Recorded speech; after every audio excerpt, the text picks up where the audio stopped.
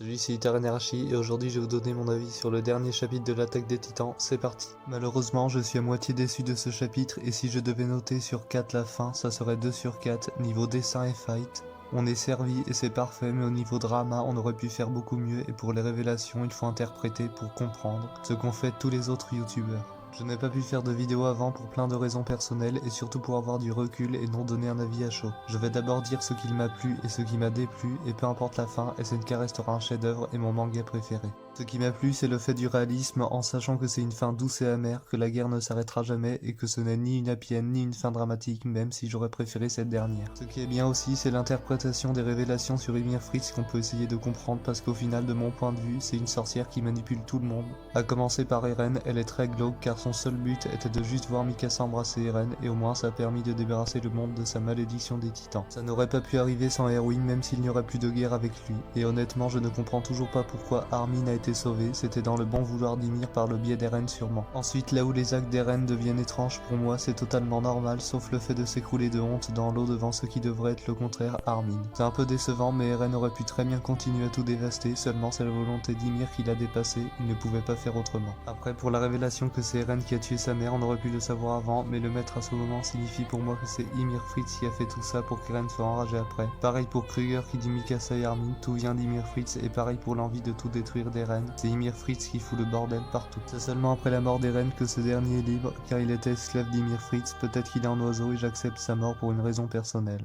Il y a aussi la fin de Mikasa qui est cruelle mais magnifique, comme elle le dit si bien. Et en dernière chose positive pour moi, c'est Gabi à l'épilogue, je ne sais pas pourquoi mais je la pardonne car elle a enfin changé et le fait que Sacha est heureuse c'est cool. Elle, Falco, Levi et Onion Copan sont enfin libres et c'est satisfaisant de les voir comme ça. Pour Levi, j'espère juste qu'il est heureux malgré sa gueule cassée et faut qu'il ouvre son magasin de thé. Maintenant, c'est aux choses négatives d'être dit. Pour commencer que la malédiction des titans disparaisse. D'accord, mais on aurait pu avoir un dernier drama avec la mort de Reiner, Annie et Upik.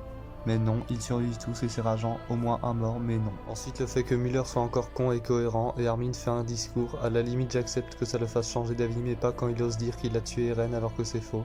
Une honte, mais bon, c'est rien comparé à juste avant qui est une des deux pires erreurs inacceptables du chapitre pour moi. Après, c'est pas une chose négative, mais pourquoi gueuler sur le fait qu'Historia soit avec le fermier et non Eren, on s'en contrefout, mais là où c'est décevant, c'est plein de petits signes d'importance d'Historia avant dans des flashbacks qui sont au final un peu inutiles mais pas grave, et là on arrive à la deuxième pire erreur du chapitre, l'alliance après 3 ans. Le développement de Jean est brisé parce qu'il est redevenu comme au tout début, mais à la limite j'accepte car il va finir comme dans son rêve avec Mikasa donc c'est cohérent. Connie fait la coupe de Reiner, juste pourquoi, mais j'abuse là j'avoue. Pik qui est décoiffé, c'est drôle à voir. Et Annie, elle a une coiffure étrange. Et le pire, ce sont les deux derniers, Armin qui fait la coupe de Levi, Marco, Porco, et cela joue Erwin à la fin. C'est décevant, une honte, insultant, il est dans mes détestés maintenant, et le pire c'est le dernier, Reiner qui a rasé sa barbe badass pour perdre tout son charisme et son développement, et en bouquet final, ils ont tout oublié d'avant et se la pètent tous. Honnêtement, c'est de la merde.